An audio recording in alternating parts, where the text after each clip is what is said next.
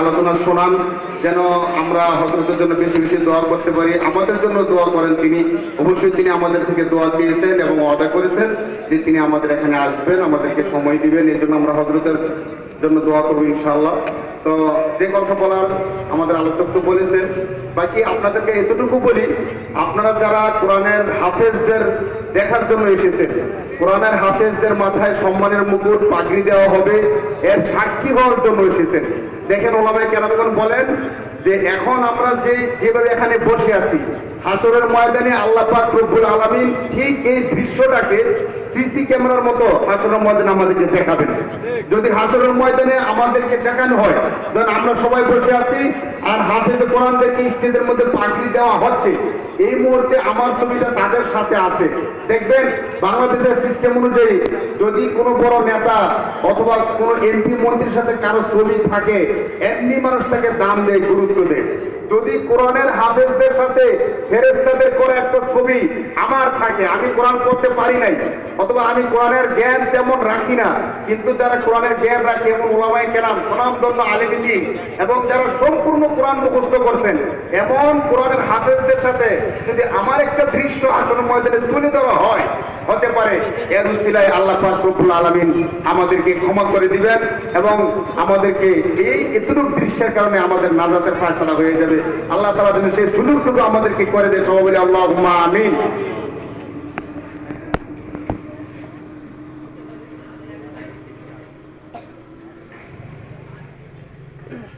আমরা সময় বেশি নিব না, যেহেতু এখনকার সময় রাতও ছোট হয়, আমাদেরকে আবার ফজরের নামাজের জন্য প্রস্তুতি নিতে হবে। আর ওলামায়ে কেরামগণ অনেক দূর থেকে এসেছেন, আলোচনা করেছেন, হাফিজে কোরআন যারা এসেছেন তারাও অনেক কষ্ট করেছেন, সারাদিন মাহফিলের আয়োজন করেছেন, আপনারাও ছিলেন, তাদের সাথে সহযোগিতা করেছেন। আপনাদের কাছে আমরা শুধু এতটুকুই বলবো, কোরআনের সাথে যে যেভাবে লেগে থাকে আল্লাহ তাআলা তাকে সেভাবে সম্মানিত করেন। আমাদের ব্যক্তিগত সমস্যা থাকতে পারে, হিংসা থাকতে পারে, বিদ্বেষ থাকতে পারে, কিন্তু আমি আমার বয়ানের সব জায়গায় যে বিষয়টা বলি, কোরআনের বিষয়ে, হাদিসের বিষয়ে, মাদ্রাসার বিষয়ে, মসজিদের বিষয়ে অন্তত আমরা সবাই এক থাকবো। আমরা কেউ কারো সাথে কোরআন নিয়ে, মাদ্রাসা নিয়ে, মসজিদ নিয়ে অন্তত এইটুকু স্থান যেন আমাদের থাকে, এই জায়গায় যেন আমরা কেউ কারোর সাথে হিংসা বিদ্বেষ না করি। সবাই যেন এক হয়ে মিলেমিশে কোরআনের উপর আমল করতে পারি, একসাথে যেন আবার আমাদের সকলের জান্নাতে সাক্ষাৎ হয়। সবাই বলি আল্লাহুম্মা আমিন। আলহামদুলিল্লাহ।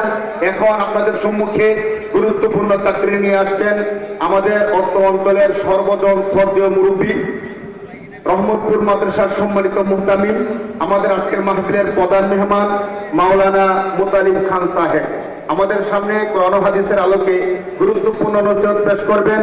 আজকের দিনের প্রধান আলোচক রহমতপুর মাদ্রাসার সম্মানিত মুহতামিম মাওলানা মুতালিব খান সাহেব।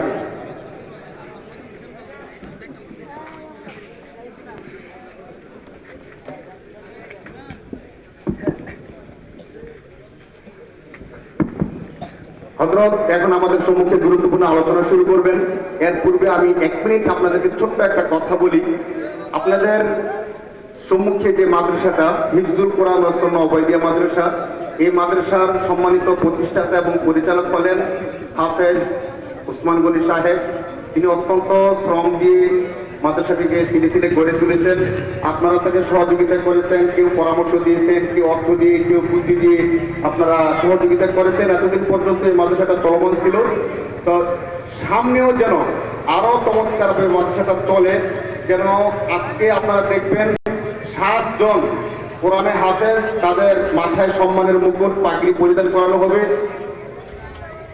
8 জন কোরআনে হাফেজের মাথায় পাগড়ি দেওয়া হবে। আপনারা দোয়া করবেন যেন এই সংখ্যাটা দিন দিন আরো বাড়তে থাকে। যত বাড়বে, একটা কথা মনে রাখবেন, যদি একটা বুদ্ধি থাকে আমার, যে বুদ্ধির মাধ্যমে মাদ্রাসার বেশি উন্নতি হবে, আমার টাকা পয়সা নাই কিন্তু বুদ্ধি দিয়ে আমি সহযোগিতা করতে পারবো অথবা পরামর্শ দিতে পারবো, কোনো না কোনো ভাবে যদি আমি পারি সহযোগিতা করতে, আমি যেন ওইটুকু সহযোগিতাই করি। যদি 1 গ্লাস পানি পান করার মতো সুযোগ আমার থাকে, আমি যেন 1 গ্লাস পানি পান করিও হলো একজন হাফেজের কোরআন থেকে আমি দোয়া নেই। হাদিসের মধ্যে আসছে রাসূল সাল্লাল্লাহু আলাইহি সাল্লাম রোজার একটা ফজিলত বলতে গিয়ে বলেছিলেন, কোন ব্যক্তি যদি কাউকে ইফতারি করায়, তাহলে আল্লাহ তাআলা রোজাদারের সমান সওয়াব দান করে। বলেন সুবহানাল্লাহ। তো এক গরীব সাহাবী আল্লাহ রাসূলকে জিজ্ঞেস করছে, ইয়া রাসূলুল্লাহ, ইয়া হাবিবাল্লাহ, আমি তো পেট ভরায়া ইফতারি করার মতো সুযোগ ক্ষমতা আমার নাই, আমি সব কি করে পাবো? তখন রাসূলুল্লাহ সাল্লাল্লাহু আলাইহি ওয়াসাল্লাম বলছেন, কেউ যদি শুধু একটা খেজুর খাওয়ায়ও ইফতারি করায়, আল্লাহ পাক রব্বুল আলামিন তাকে সারা দিন রোজা রাখার সমান সওয়াব দিবে। সুবহানাল্লাহ। এই হাদিস থেকে আমরা বুঝতে পারি, যদি টাকা পয়সা দিয়ে সহযোগিতা করার ক্ষমতা আমার নাও থাকে, অন্তত আমি যদি একটা বুদ্ধি পরামর্শ দিই অথবা কোনো না কোনো ভাবে সহযোগিতা করার সুযোগ থাকে, আমরা যেন সহযোগিতা করি, বুদ্ধি দিয়ে পরামর্শ দিয়ে এই মাদ্রাসাটাকে সামনে নিয়ে যেতে পারি। আল্লাহ তাআলা যেন আমাদের সবাইকে তৌফিক দান করে বলে আমিন। এই মাদ্রাসার মধ্যে কোরআনের হাফেজদেরকে 1 নম্বরে কোরআন শিক্ষা দেওয়া হয়, 2 নম্বরে কোরআনের মধ্যে কি আছে তার শিক্ষা দেওয়া হয়, 3 নম্বরে মানুষ পৃথিবীর মধ্যে বেঁচে থাকার জন্য যে মানবতাটুকু দরকার, যে মনুষ্যত্বটুকু দরকার, ওই মনুষ্যত্বটুকু শিক্ষা দেওয়া হয়। দেখেন, শুধু আমাদের সমস্ত শিক্ষার মধ্যে, জেনারেল শিক্ষা সহ অন্যান্য শিক্ষার মধ্যে মানবতা মনুষ্যত্ব শিক্ষা না থাকার কারণে আজকে বাংলাদেশের চলমান যে ঘটনাগুলো ঘটে, আজকে দেখেন ছোট্ট একটা শিশু রানিসাকে কি নির্মম করুণভাবে তাকে হত্যা করে দেওয়া হয়েছে। একটা মানুষের দ্বারা কখনো সম্ভব ছোট্ট শিশু এভাবে তাকে হত্যা করে দেওয়া? যে রামিসাকে হত্যা করে দেওয়া হয়েছে, সে তো চিন্তা করার দরকার ছিল, সে তো আমারও মেয়ে হতে পারত। একটা ছোট্ট মেয়েকে আমি কিভাবে তাকে নির্মমভাবে হত্যা করে দিতে পারি? এই বিষয়টা হবে না যখন কোরআনের শিক্ষা আমাদের মধ্যে চলে আসবে।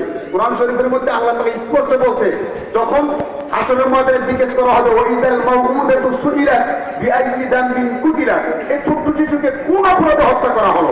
আর এই শিক্ষাটা মাদ্রাসার মধ্যে দেওয়া হয়। যদি আমাদের সন্তানদেরকে আমরা মাদ্রাসায় রাখি, মাদ্রাসায় নিয়ে আসি, মাদ্রাসায় শিখাই, আপনি সাক্ষী থাকেন, আমি অল্লাহি আল্লাহর কসম করে বলি, সে হয়তো ডাল ভাত খেয়ে চলবে, না খেয়ে থাকবে, কিন্তু মনুষ্যত্ব নষ্ট হয়, মানবতা নষ্ট হয়, মানবতা বিরোধী, দেশ বিরোধী অপরাধ হয়, এমন কোন কাজ আমাদের মাদ্রাসার ছেলেদের দ্বারা, কোরআনের আলেমদের দ্বারা হবে না ইনশাআল্লাহ। আল্লাহ তাআলা আমাদের সবাইকে কোরআনের সাথে, ঈমানের সাথে, আমলের সাথে, মাদ্রাসার সাথে লেগে থাকার তৌফিক দান করুন। সবাই বলি আল্লাহুম্মা আমিন। আমি আপনাদের কাছে দোয়া চাই, আমি হযরতের কাছে ক্ষমা চাই, হুজুরকে বসায় দিয়ে একটা কথা বলে ফেলেছি। হযরত আমাদেরকে গুরুত্বপূর্ণ নসিহত করবেন এবং ছাত্রদের মাথায় পাগড়ি দিয়ে আমাদের সবার জন্য, বিশেষ করে ব্যবসায়ী ভাই, আমাদের কবরবাসী যারা আছেন সকলের জন্য হযরত দোয়া করবেন। আমি হযরতের কাছে সবিনয় অনুরোধ করছি, হুজুর আমাদেরকে যেন গুরুত্বপূর্ণ চাকরি পেশ করেন। আসসালামু আলাইকুম।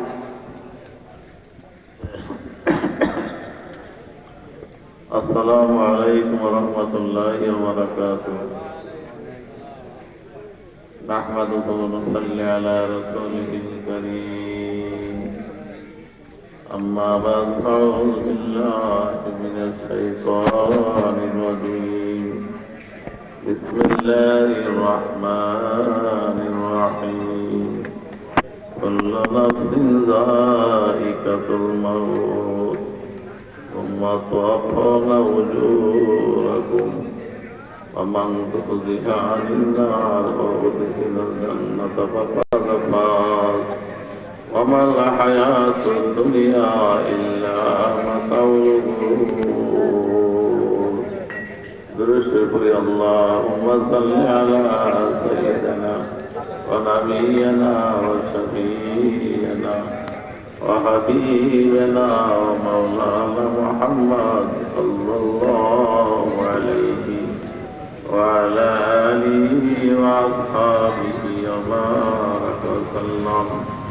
اللهم صل على سيدنا ونبينا وشفيعنا وحبيبنا ومولانا محمد صلى الله عليه وعلى آله وأصحابه وبارك وسلم سلاما كثيرا كثيرا. حفظ القرآن والسنة وبيان مدرسة الحفظ. أيد عصر مع